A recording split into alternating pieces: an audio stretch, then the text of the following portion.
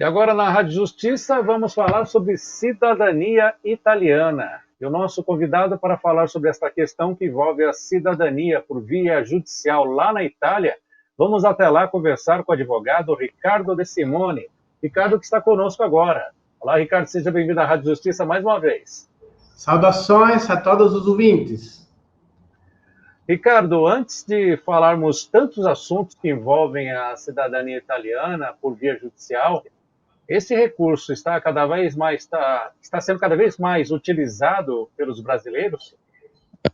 Sim, com certeza, nessa situação de Covid, de pandemia, acabaram basicamente diminuíram muito os processos administrativos. E, pelo que eu vi, pela minha experiência, eu vi que muita gente que decidiu de escolher o processo judicial em vez do administrativo na Itália, por conta próprio da dificuldade de chegar aqui e poder entrar no nosso país, na Itália, e fazer o processo aqui.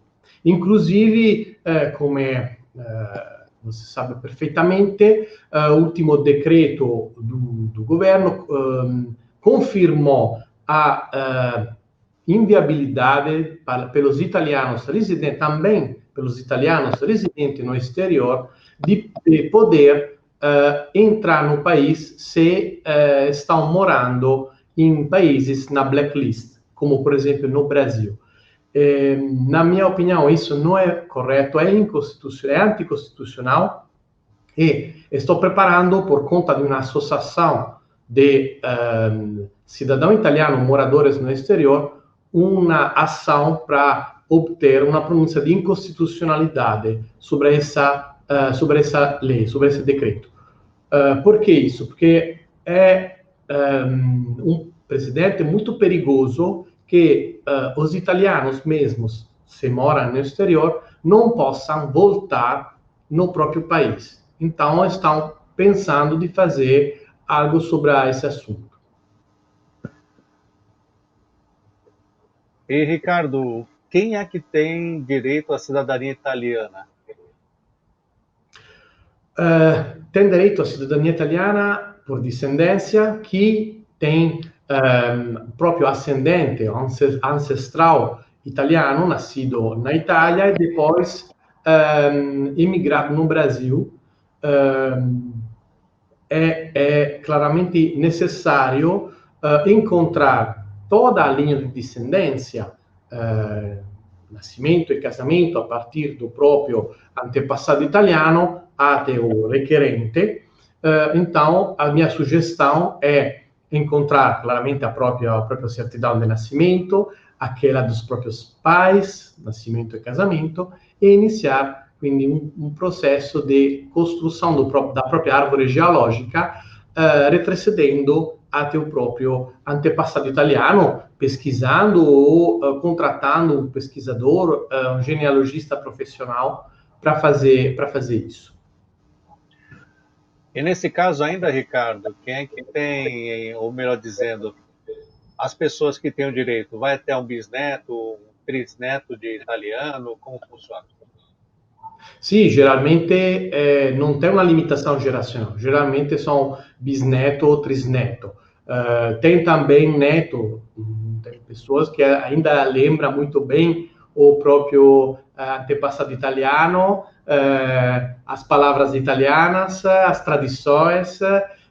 Foi sempre bom falar com essas pessoas, conhecer essas pessoas, entender um pouco da história deles. E, Ricardo, outro ponto importante. As pessoas hoje que procuram a cidadania italiana pela via judicial, a documentação, quais os erros mais frequentes que seria bom até você falar para que as pessoas tenham esse controle, já cheguem com uma documentação mais robusta? Essa aqui é a pergunta da R$1 bilhão, basicamente. Claro, estamos falando de documentos que foram criados 100 anos atrás. Então, tem vários erros de grafia, de digitação que basicamente são tolerados. O que importa, em linha geral, falando em linha geral, é que a identidade da pessoa na linha de descendência seja certa. Se o juiz tem dúvida sobre a identidade da pessoa, pode pedir esclarecimentos, pode pedir claramente de retificar as divergências. Então, quando temos, por exemplo, um erro no sobrenome ou no nome do nosso antecedente, ou antepassado, nas várias documentações, precisa de ver se também os outros dados batem, por exemplo, data de nascimento, idade, nomes dos pais. Se está tudo certo, provavelmente aquela pessoa não tem problema sobre a identidade daquela pessoa, porque é simplesmente um erro do nome ou do sobrenome que aconteceu. Então, na minha opinião, pela minha experiência, não precisa de fazer uma retificação judicial. Mas quando tem claramente uma grande mudança do nome e sobrenome, tem também dados diferentes na idade, no lugar de nascimento, nome da mãe, o nome do pai diferentes, allora, naquele caso, na minha opinião, precisa de pesquisar melhor ou de fazer retificações dos erros. E, Ricardo, para quem já está com a documentação prontinha, já está com o processo andando, tivemos recentemente uma greve dos juízes honorários. O que são esses juízes honorários?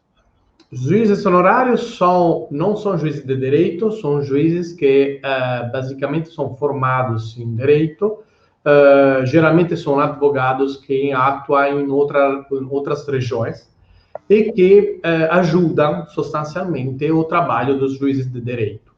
A seção do tribunal que atua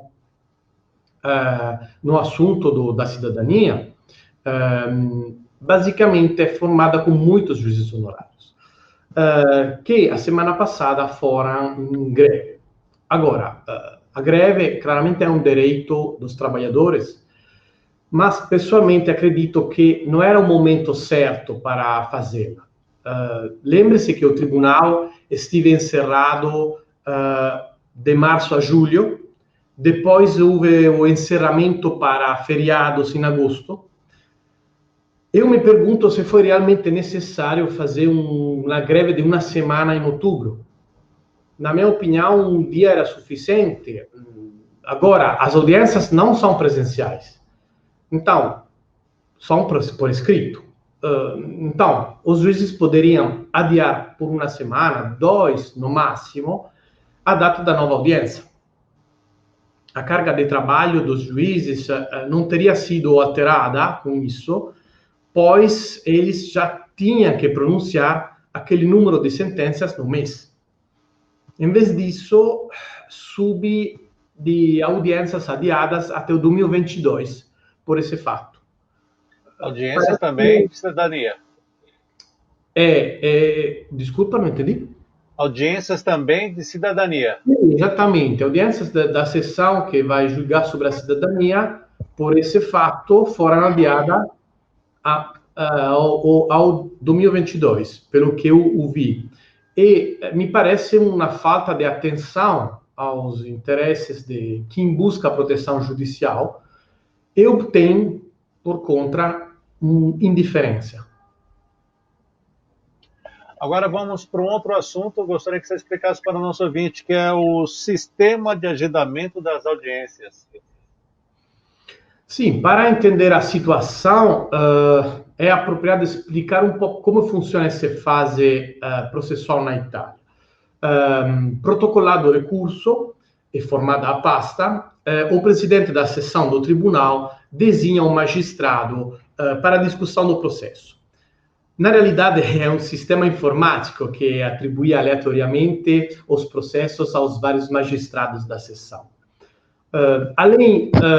O juiz designado fixará, assim, a data da audiência para a comparência das partes.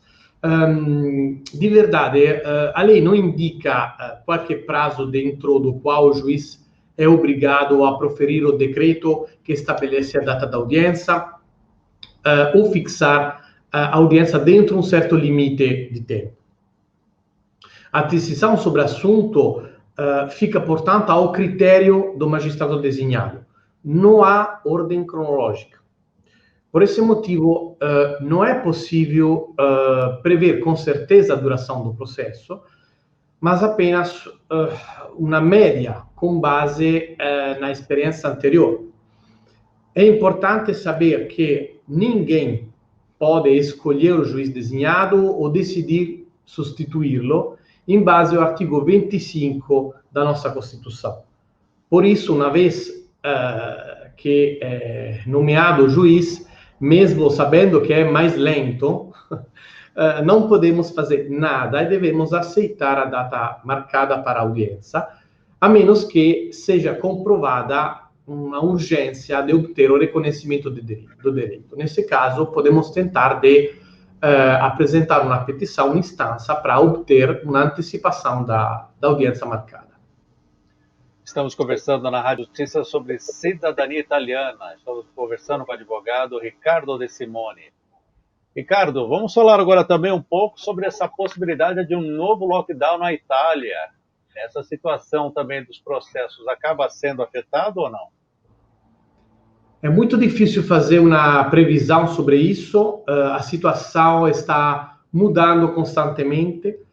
Provavelmente, se as infecções continuarem nesse ritmo, o nosso sistema de saúde não será capaz de sustentar o impacto dos doentes, mesmo para outras doenças, não apenas o COVID.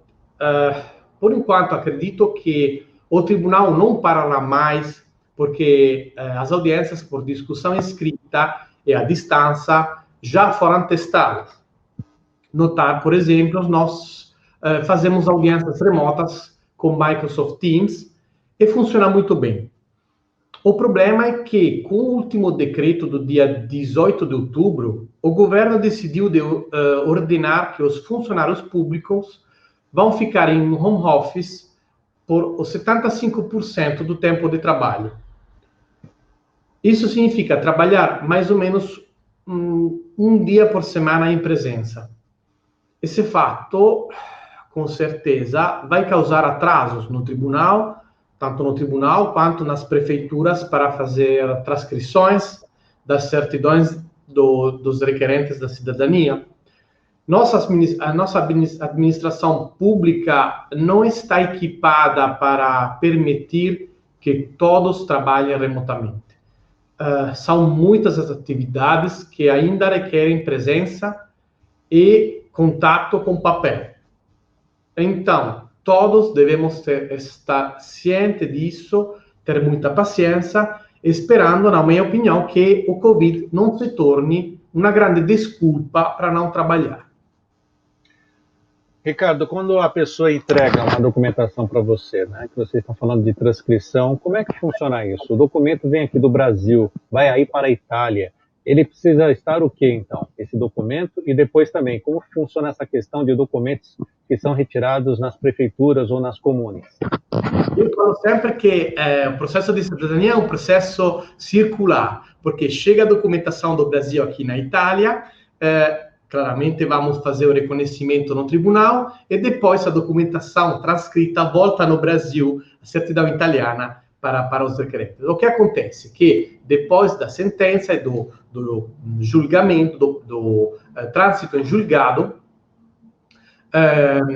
o advogado vai cuidar da transcrição das certidões dos requerentes no comune do antepassado italiano, porque precisamos de manter a raiz italiana, a história, basicamente, daquele antepassado com os próprios descendentes.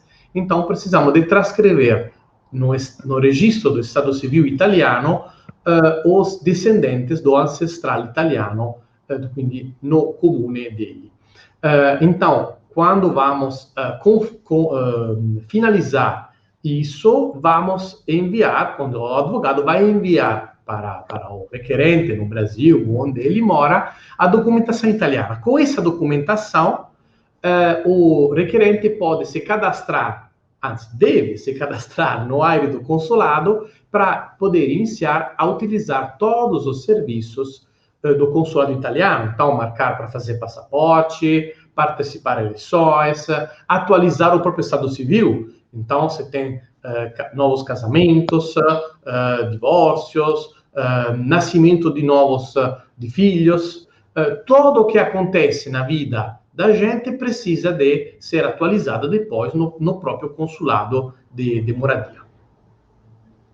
Já que você falou em casamento, é importante esclarecer. Um descendente italiano, ele não passa automaticamente essa cidadania para o marido ou para a esposa aqui do Brasil.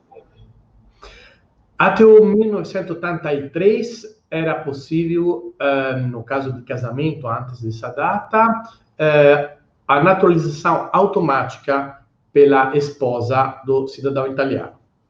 Após essa data, é necessário um processo administrativo, que agora demora 4 anos, e precisa de comprovar a própria conhecência do idioma italiano. Isso seria tanto pelos italianos que se casam com brasileiros, para obter a cidadania brasileira, nós, italianos, precisamos de comprovar o conhecimento do idioma português e, por reciprocidade, também os brasileiros que se casam com italianos precisam de comprovar a conhecência do idioma italiano.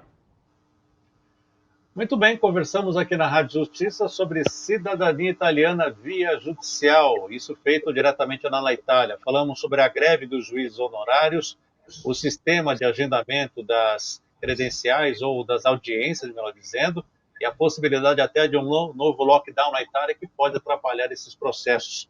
Conversamos sobre isso com o doutor Ricardo Ressimoni, que esclareceu vários pontos para nós. Doutor Ricardo, muito obrigado por atender a Rádio Justiça mais uma vez e até a próxima. Eu que agradeço. Saudações a todos. Tchau, tchau.